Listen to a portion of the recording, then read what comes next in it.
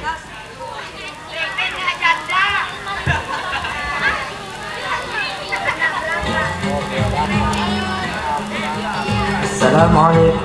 warahmatullahi wabarakatuh. Kami segenap santri tahun dulu akan mempersembahkan drama musikal yang berjudul Perang Uhud. Selamat menyaksikan.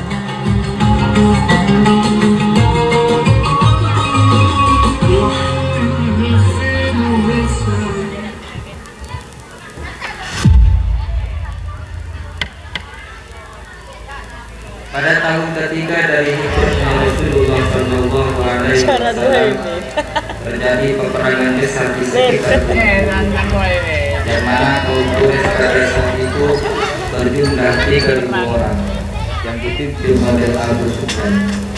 Kaum Quraisy pada saat itu sudah sangat bertakwa ingin membalaskan kekalahan di Perang Badar pada tahun sebelumnya.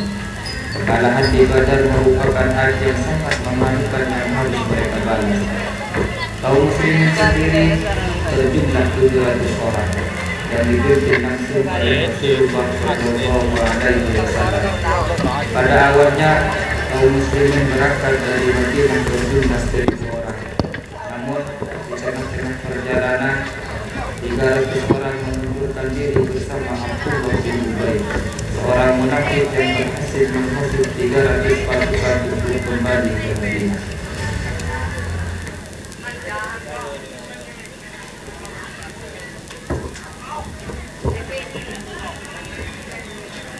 Bagaimana ini? Kita telah kalah. Kita harus belah dendam. Mau tidak mau kita harus belah dendam atas kekalahan kita di Badar dulu. Setuju. Kita memang harus balas dendam.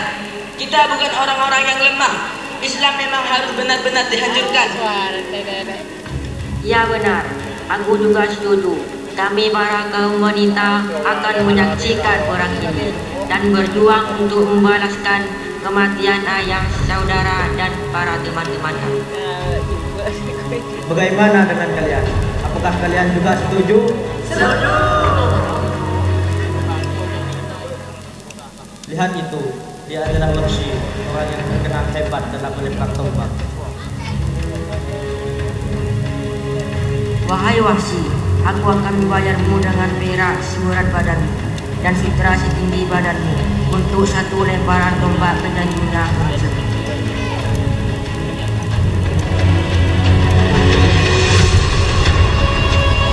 Jadi mereka sudah datang. Kita akan segera tahu berapa banyak mereka. Hamzah, jumlah pasukan mereka sangat banyak, sekitar 3.000 orang dan ratusan berkuda. Aku yakin mereka mau belas dendam di perang Badar tahun yang lalu. Pergilah dan bawa pedangmu.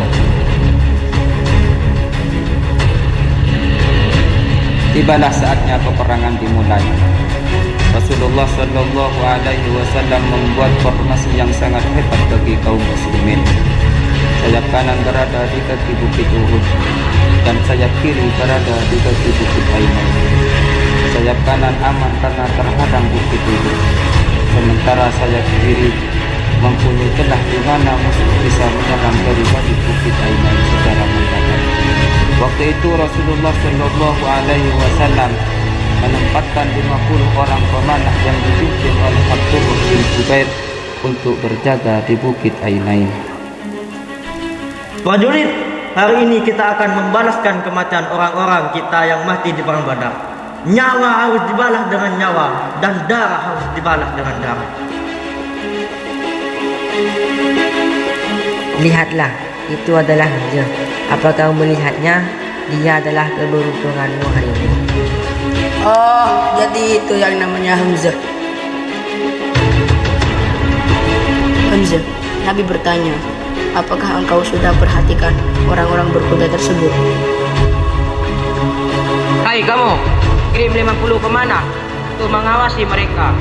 Tidak peduli apapun yang terjadi, para pemanah harus menahan orang-orang berkuda. Siap, laksanakan.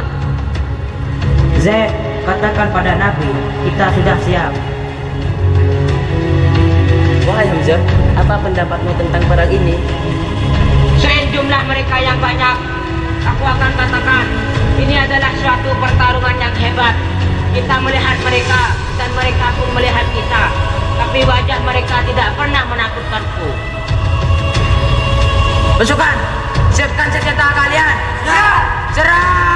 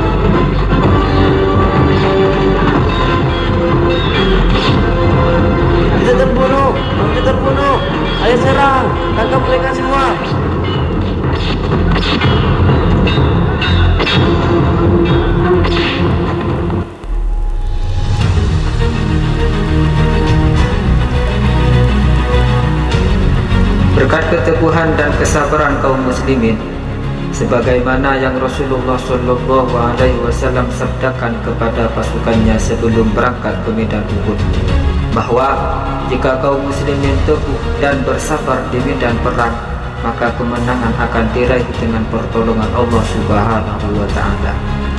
Pasukan Islam pun berhasil membuat pasukan kafir lari bagaikan pebundang.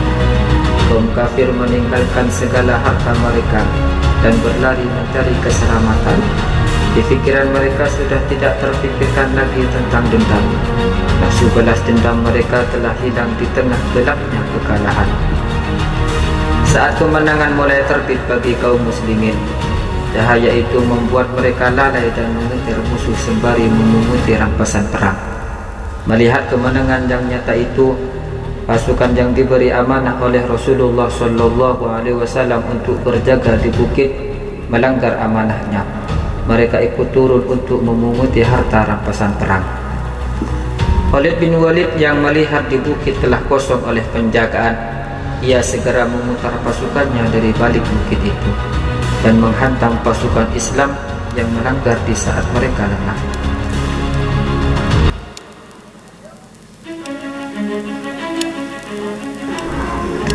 Inilah saatnya kemenangan bagi Islam. Mereka sudah lari, ayo kita ambil harta mereka.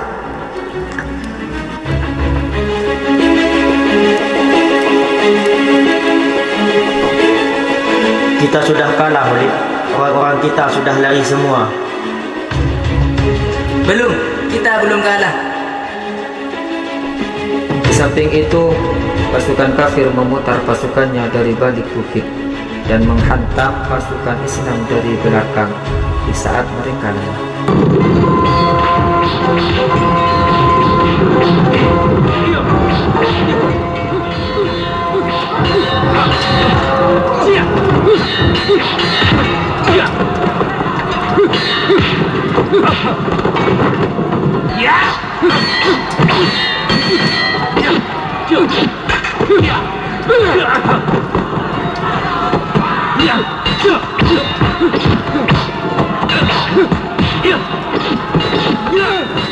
Ayo semuanya, kembali ke gunung.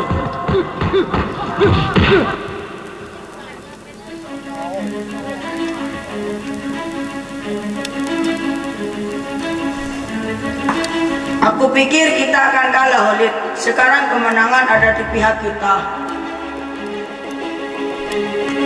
Kita belum menang sebelum kita menghabisi Muhammad. Kita memang sudah membalas Badar, tapi kita masih belum mengakhiri Islam selamanya. Beberapa orang hebat masih bersama dia. Wahai Muhammad, dengarkan. Sehari untuk satu hari, sehari di Uhud dan sehari di Badar, kematian orang-orang kami telah terbalaskan. Walaupun kami mati, kami akan masuk surga. Sedangkan kalau kalian mati, kalian akan masuk neraka. Takbir! Allah Akbar! Allah Akbar! Tidak darat menunggu aku. Tenang. Hidup Murid! Hidup! Hidup Murid! Hidup! Hidup Murid! Hidup!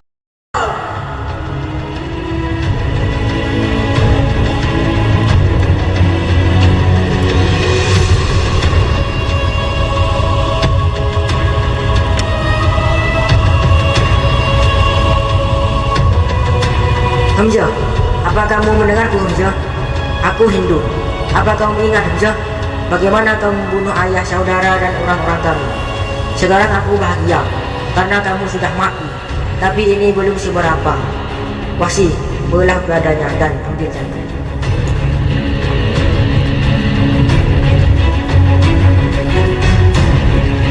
Di situasi yang sulit seperti itu, kaum kafir menyebarkan berita dusta bahwa Rasulullah Shallallahu Alaihi Wasallam telah gugur di tangan mereka. Para sahabat yang mendengar berita itu langsung turun semangat. Mereka benar-benar kehilangan semangat hidup.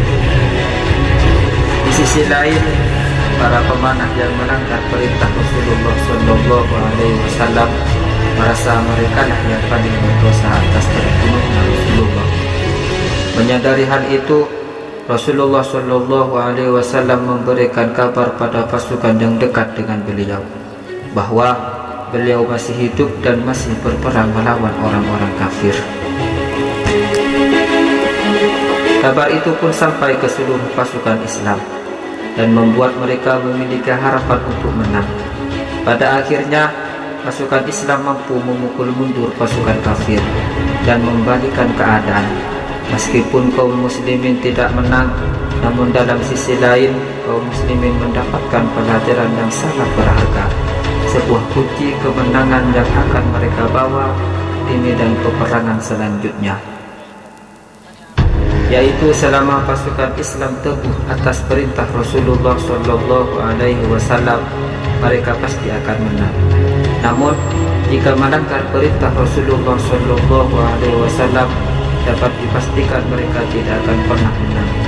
Jadi, mendengarkan perintahnya Rasulullah dan mentaatinya adalah sebuah kunci utama bagi orang-orang Islam pada peperangan selanjutnya.